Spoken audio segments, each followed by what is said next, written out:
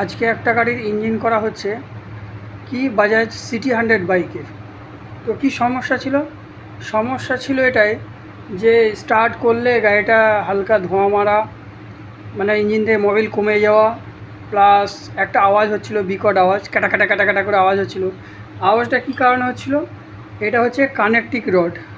এই কানেকটিং রডটা এই যে মাঝখানে পুরো দাগ হয়ে গেছে, অনেকটা ক্ষয়ে গেছে।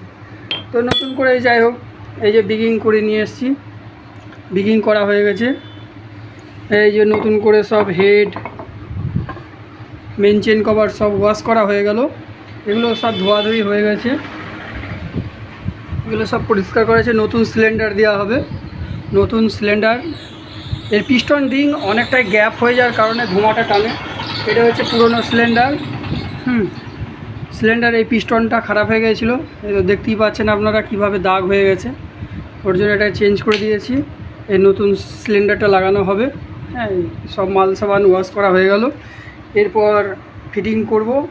আজকে ফিটিং করার পর কালকে স্টার্ট করব। কারণ হচ্ছে 24 ঘন্টা রাখা ভালো, নতুন ইঞ্জিন করে আঠাটা আর কি ভালোভাবে শোক হবে, তাহলে আর ঘামবে না, না হলে বডিতে ঘাম হতে থাকবে। কারণ হচ্ছে আঠাটা কাঁচা থাকলে। হ্যাঁ, তো সবাই আর কি ভিডিওটা দেখবেন, বেশি বেশি করে একটু লাইক কমেন্ট করবেন, শেয়ার করবেন।